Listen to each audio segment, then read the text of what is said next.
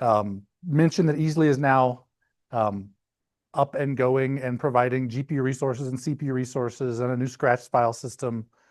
And that was a labor of love by a lot of CARC staff, and a bit of a lot of back and forth with Dell to figure out prices and things like that.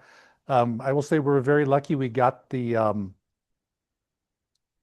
RFP in and got bids back before prices blew up from vendors. If anybody's been watching hardware prices now, they are insane.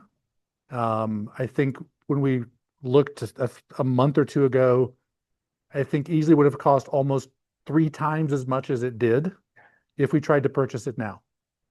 The GPUs that we purchased that were $5,000 a piece are now $15,000 a piece. The ones I mean, it's gone, and memory prices in particular are outrageous. SSD prices, flash memory prices are outrageous. So we did good getting sort of Easily in under the wire. Susan Alice is getting some more funding for another additional cluster resources. So we'll be working with her and fighting with Dell and other vendors to figure out what makes sense there. There are lots of options, but prices are, as you probably all know, challenging. We've been doing a lot at CARC to expand the user environment, as Matthew just showed. I think Open On Demand is really nice. It's a great way for new users who aren't familiar with the Unix command line, and I grew up on the Unix command line to some degree, but it's not always the most friendly thing for those that aren't used to it. It's a much nicer interface, so I think that's a very nice addition to CARC. We're running additional research awards through CARC now. We have a new DOE award that I'm the PI of that runs through CARC. It's another 5-year award. Jacob Schroeder's leading an award that runs through CARC with Sandia, and we're looking to expand that. There's a variety of things we're doing at CARC to try to adjust to the changing federal funding environment, as I will politely refer to it as. You can buy me a beer later if you want my impolite opinion. I have one of those too. There's a lot of uncertainty around, and Annalise will talk about this briefly, around where federal funding is going to go in terms of the amount available, in terms of what the FNA model will look like, in terms of how everything will work. So we're doing a lot of work on the CARC side to basically make sure that we're in a good place for doing so. As one of the things we've done there is we've deployed a new cost model to allow HSC users to purchase access to our systems. For those of you on main campus, you know that your use of CARC systems is funded by the Vice President for Research off of FNA return. That's not the case for HSC, but we do have a model in place for HSC PIs to purchase access to our systems as well that helps us sort of expand and grow and do more. If the federal FNA environment changes, we may need to do things to deploy that to main campus. I think, but I will say providing free baseline usage to campus is something that we know we have to do. It's not a good idea to say, you can't use HPC systems if you don't have a checkbook. People trying to do new research or in funding environments where, it's hard to get sponsored research and need to be able to get access to advanced computing resources. So we're trying to figure out what it looks like to balance, the CARC budget and funding models and grow usage and grow systems in the current challenging funding environment. That's something that's ongoing. We're always looking at data center issues. We are currently, that's probably me. So let me stop that. Yeah. So, for those of you that have visited our current data center, we are basically at capacity, not for space, but for power and cooling. When we stood up Easily and complemented that with Hopper, we retired Wheeler, and Wheeler was 3,000 cores and was well used, well loved. It was also 10 years old, and Easily has enough capacity to replace that. But we are basically at the point where we have enough power and cooling to put Susan's next system into our current data center just but have no room for expansion.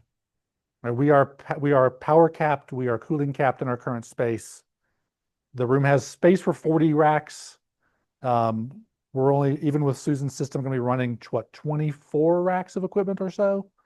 But we're going to be at the limit of the facility. So we've been working with UNM planning, design, and construction, with capital planning on campus, looking at a variety of data center options there. I think we have some potential directions there that might substantially increase our capacity for power, hopefully at least double our power and cooling capacity in a new data center location, which is really important for deploying new GPU systems. I mean, the GPU nodes are power hungry and they generate a lot of heat. I think one dual H100 easily node is about 2 kilowatts of IT power, plus 2 kilowatts of cooling. Right? So if you think about one dual H100 node is 4 kilowatts of power, right? You want 25 of those, that's 100 kilowatts of power. Right? 25 of those is 50 GPU nodes, and you have everybody wanting to do AI and machine learning and data analytics, that you run into limits very quickly. So we continue to do a lot of work on the data center side of things as well. AI is something that we are seeing increased usage of at the center. We occasionally see people running Claude on the head nodes, which is that's not putting much load on the head nodes because it's just making API calls out to someone else. We've had users being innovative with that. They use Claude and having Claude writing and launching Slurm jobs for them. And you can see there's a virtual machine running somewhere where Claude is writing Slurm scripts and submitting them to the systems and getting results back and analyzing the results. There's a lot of interesting things going on with AI, on using systems, on all sorts of things that we're talking to our users about to see what makes sense, what we might want to share with other people as interesting things to do, what we need to be very careful of so that Claude doesn't write a script that tries to do something it shouldn't. So it is a brave new world with AI and GPUs and quantum and everything else. We're doing a lot of work with QNMI to look at training materials and support quantum research. So basically, what I'm saying is there's a lot going on. The world of computing is continuing to spin in directions that I think no one knows exactly where it's going to go. And CARC is going to continue doing what we can to support people's needs. Please communicate with us and let you know as new things come up, as new capabilities or things that you need. Those are things that we want to explore and help support, while continuing to provide the support for the things that we've always done in traditional HPC and fluid dynamics and data analytics and materials and computer science research. I'll talk about my own research there later, is not going anywhere, and it can't. It's a lot of what we are as a center and what we are as an institution, but we also have to track where innovation is happening and make sure we can support the research in those directions as well. The last thing, as most of you are aware, we began a search for a new CARC Director last fall. We've done interviews for that position and are currently in negotiations with potential candidates there, and hope to have a new CARC Director starting at UNM this summer, late summer to fall. I don't have anything specific to announce there yet, except I think it's going pretty well. We had a very strong pool of candidates. We got a lot of very interesting interviews, and I think we're heading in a good direction. I'm not going anywhere in terms of UNM. I will be a tenured full professor in computer science doing my research, and happy to collaborate with people and work on things and still doing stuff at the center. I've been at UNM a long time and don't plan on that changing anytime soon. But at some point, it's time to hand somebody else the reins and let somebody else set the vision for where CARC goes next, and that will be up to the next director, who will be giving this talk a year from now. With that, I'll stop and I'm happy to answer any questions. Anything you want to bring up, I'm happy to discuss.